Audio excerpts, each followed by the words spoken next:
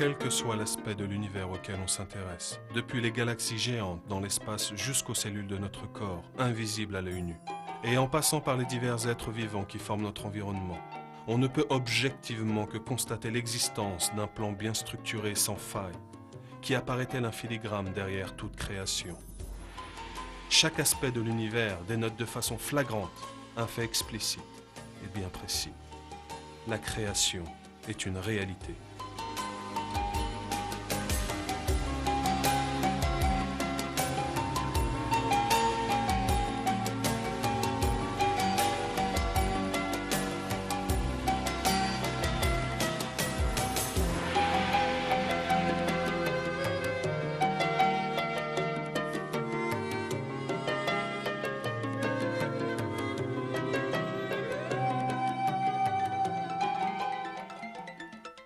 Le monde dans lequel nous vivons foisonne d'une vie fonctionnant selon des principes immuables et étonnamment sans faille. Nombreux sont les êtres vivants réellement stupéfiants, depuis les oiseaux jusqu'aux plantes, et des poissons aux insectes dotés ni d'intelligence ni d'esprit, et parfois même tout bonnement dépourvus de cerveau, qui suscitent notre admiration, vu les actes évolués qu'ils accomplissent.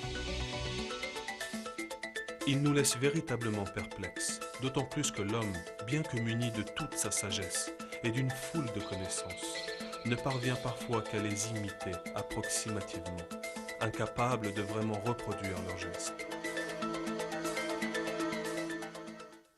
Dans tout ce qu'Allah a créé dans les cieux et la terre, il y a des signes, certes, pour des gens qui craignent Allah. Les systèmes de défense, de reproduction et de chasse incroyablement complexes que sont ceux des insectes, qui constituent toute une branche du règne animal, révèlent de façon patente que ces systèmes ont été mis au point par un créateur sage et tout-puissant. La conception merveilleuse des insectes est une preuve de l'existence d'Allah et de sa création parfaite.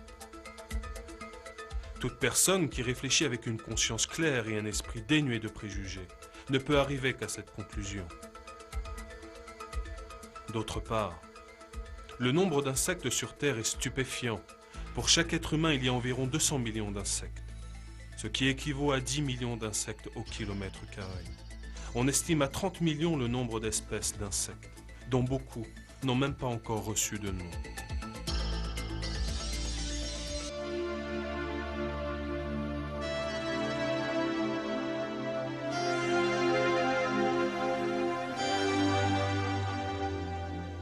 Maintenant, regardez cette scène très attentivement. Voyez-vous autre chose que l'écorce d'un arbre, une orchidée sauvage ou quelques feuilles mortes? Mais en y regardant de plus près, on découvre quelque chose d'incroyable. Des êtres vivants sont là, mettant en œuvre un camouflage parfait.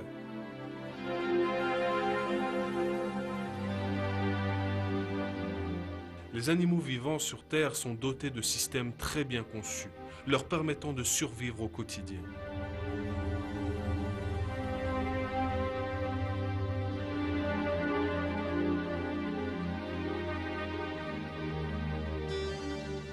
Le camouflage est l'un d'entre eux. Il permet à de nombreux êtres vivants de se dissimuler face à leurs prédateurs, ou au contraire, d'approcher leur proie en toute discrétion. Ces animaux vivent en symbiose avec leur environnement, qu'ils imitent au niveau des couleurs ou bien des motifs et dessins se trouvant sur leur corps.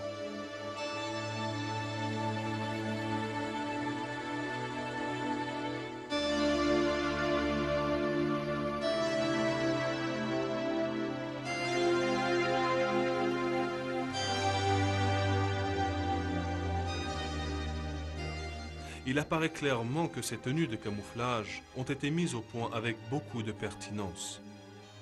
Or, il est rigoureusement impossible à des êtres vivants dépourvus de la moindre capacité de penser à une telle stratégie et encore moins de la réaliser sur eux-mêmes. Sans aucun doute, Allah, Seigneur des cieux, de la terre et de ce qui se trouve entre eux, a créé ces êtres en leur accordant de telles caractéristiques.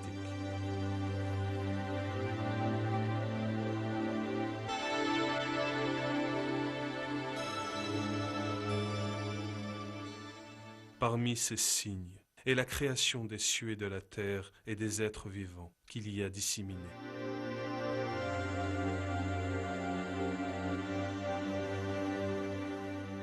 L'un de ces animaux est la chenille, qui passe inaperçue sur la branche où elle se repose, se trouve protégée des oiseaux prédateurs. La menthe religieuse, qui vit dans les profondeurs de la forêt, ressemble tellement selon les cas à certaines feuilles ou bien aux pétales d'une orchidée, qu'elle se confond complètement avec son environnement. Et certains insectes, ne se doutant pas qu'ils vont trouver là leur faim, se posent sur la menthe croyant accéder au nectar de l'orchidée, alors que la menthe est leur prédateur. Les caméléons d'Afrique du Nord peuvent imiter les couleurs et motifs existants autour d'eux grâce à la faculté d'adaptation de leur corps.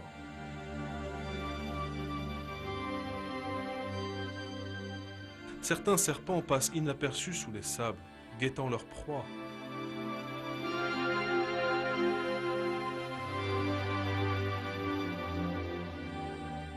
Sous l'eau, de nombreuses créatures se trouvent camouflées grâce à leur mimétisme, avec des mousses, des plantes ou des roches.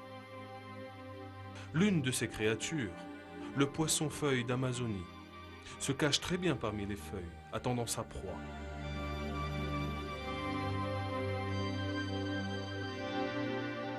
Dans le monde des insectes, certaines espèces sont très discrètes dans leur environnement. Les couleurs des abeilles, par exemple, les rendent peu repérables parmi les fleurs. Le camouflage est l'un des thèmes qui donne le plus de fil à retordre à la théorie de l'évolution, qui attribue la vie à des phénomènes naturels et à des circonstances opportunes, ce qui est insensé quand on pense à ce qui vient d'être évoqué concernant les facultés de dissimulation de nombreux animaux.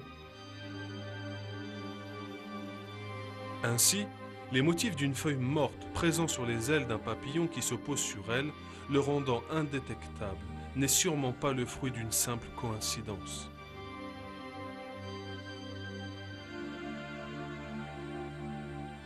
La perfection dans ce domaine révèle une fois de plus l'existence d'un concepteur transcendant. Allah a doté ces différentes créatures de ce qui leur permettrait de vivre au mieux dans leur environnement respectif.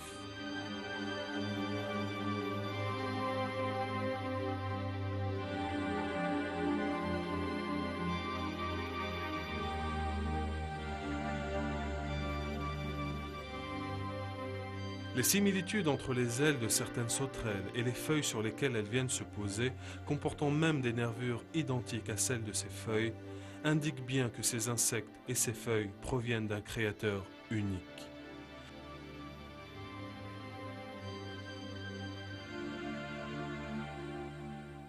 C'est lui Allah, le Créateur, l'existanciateur, qui donne forme à toute chose. À lui appartiennent les plus beaux noms. Tout ce qui est dans les cieux et sur la terre le glorifie. Et c'est lui, le Tout-Puissant, le Sage.